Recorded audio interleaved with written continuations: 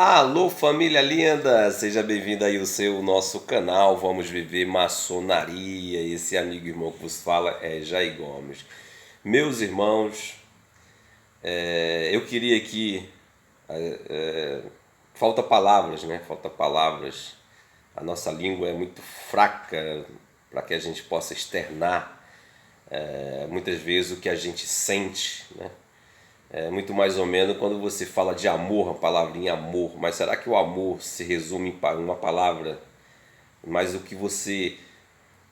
Então a gente gagueja procurando palavras para expressar, externar, se fazer entender o verbo do sentimento que. Ou seja, que a gente sente em certos momentos. É o que está ocorrendo com esse vosso irmão desde de ontem,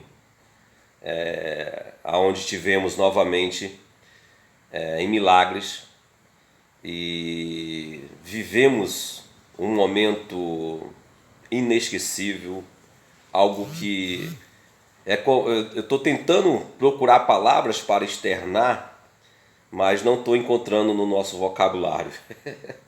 Então, permita-me ser bastante natural.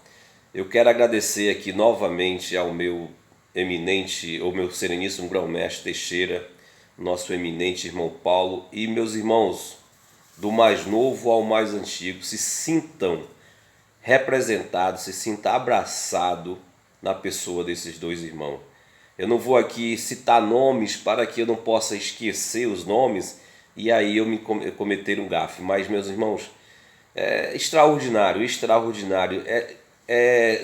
Foi tudo aquilo, é tudo aquilo que eu idealizei como maçonaria. Que eu idealizei como maçonaria. Depois de 20 anos, digamos, nesses 17 anos dentro do sistema das potências autocráticas, eu nunca.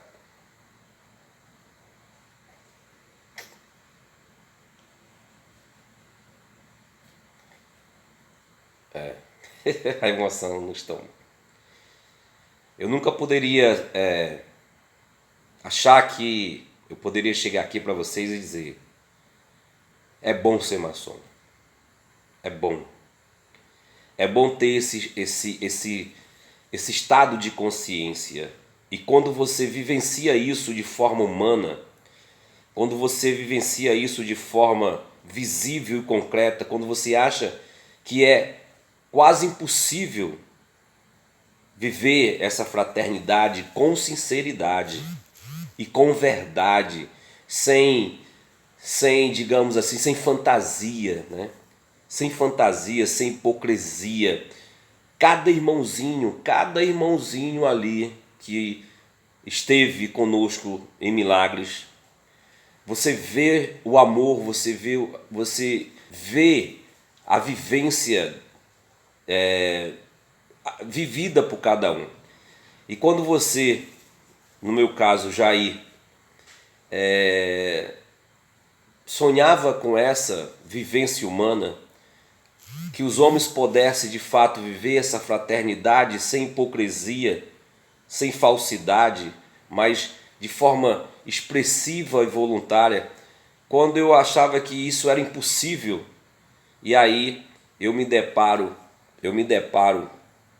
com uma vivência orgânica, com a vivência orgânica que os meus irmãos de milagre me proporcionaram. Então, meus irmãos, é como eu falei na minha introdução, o nosso vocabulário é muito pobre para que eu possa externar o que eu estou sentindo ainda, não ainda, digamos, a ficha não caiu ainda, porque, meus irmãos, a minha caminhada maçônica, ela foi feita uma caminhada em espinhos e abrolhos, pelo simples motivo de eu não conseguir viver a hipocrisia. Eu não consegui viver em meio à falsidade. Eu sempre gosto de dizer sempre para vocês que me acompanham, Quer viver 200 anos nas potências maçônicas da autocracia? Você quer viver 200 anos?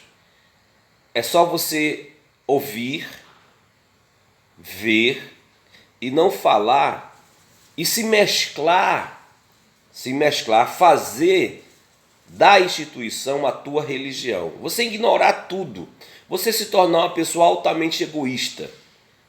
Uma pessoa altamente egoísta por ali estar. Você entender que as ferramentas das potências maçônicas autocráticas, ela te complaz, ela te satisfaz, ela te enche, né? A vaidade, o egoísmo, o ter. Né? Se você quer viver 100 anos, é só você se tornar pessoas iguais. Né? Você se mesclar naquelas pessoas. Mas a partir do momento que você procurar pensar diferente, viver diferente, você vai ser chamado de desagregador, vai ser chamado de herege e etc, etc, etc. E eu não vou aqui me negar que quando nós começamos a nossa caminhada fora desse sistema autocrático de maçonaria, eu não pensei, eu jamais, digamos assim, eu sabia, eu tinha certeza que nós íamos crescer em número. Isso aí eu nunca duvidei, eu nunca me questionei sobre isso. Mas que se nós íamos conseguir viver fraternidade, se nós conseguiríamos viver aquilo que eu idealizo como maçonaria, vida orgânica, se eu disser para vocês que eu acreditava que isso ia acontecer, eu estaria mentindo para mim mesmo, porque eu sei que eu estaria lidando com gente. E lidar com gente, cuidar de gente, falar para gente é difícil. É muito difícil. É complicado. Teve um momento na reunião, foi percebível, que quando eu falei, dei uma pequena instrução em relação ao que se consiste a vivência e o valor, né, das nossas cunhadas, o que elas significam para a maçonaria.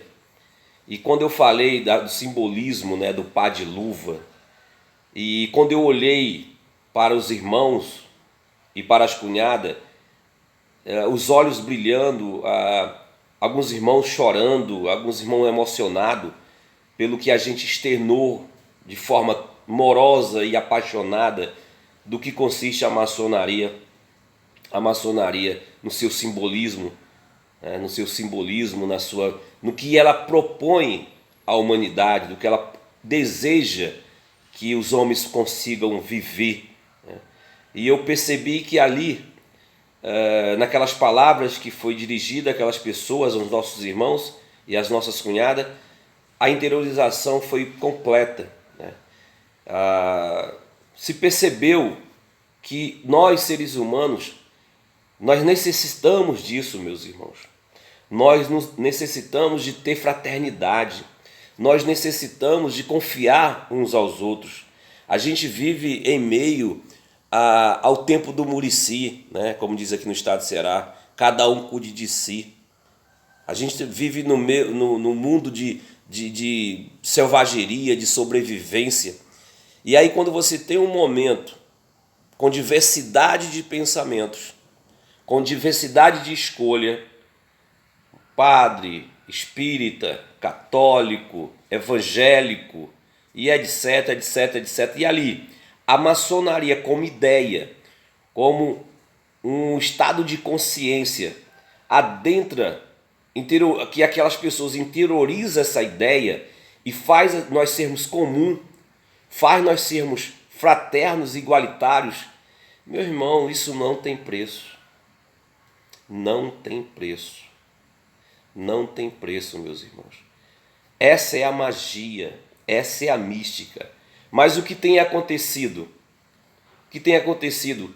Os maçons das potências institucionais da autocracia têm feito da maçonaria uma religião, têm feito da maçonaria um dogma, um fundamentalismo, e têm se afastado do verdadeiro evangelho que é a maçonaria como ideia. E que quando essa ideia interioriza nas pessoas, que esses irmãos, essas cunhadas, conseguem entender e cai o paradigma de que a maçonaria ela é diabólica, que a maçonaria adora isso e etc. Mas quando a pessoa entende o verdadeiro valor da essência maçônica, da mística maçônica, ela transcende o mundo telúrico, ela transcende a sua finita vida telúrica humana e passa a ver o outro, passa a se mesclar ao outro, porque essa ideia desse evangelho faz com que a gente entenda que só existe o caminho, que é a horizontalidade do amor para com o irmão, o entremesclar entre as pessoas, para que você possa alcançar a tua verticalidade espiritual individual. Então, meus irmãos, deixo aqui o meu felicitar, meus agradecimentos, e que a maçonaria, como ideia, ela vivencie de fato, possa ser visível nos membros da Grande Loja Unida Maçônica do Brasil, e especificamente na Grande Loja Unida Maçônica do Brasil, Ceará, que nós somos um corpo federativo, né? E que a Grande Loja Unida Maçônica do Ceará, ela possa, de fato, vivenciar e possa... Não tem mais como retroceder. Retroceder nunca, render-se jamais, é só crescimento. E aqui, breve, iremos dar início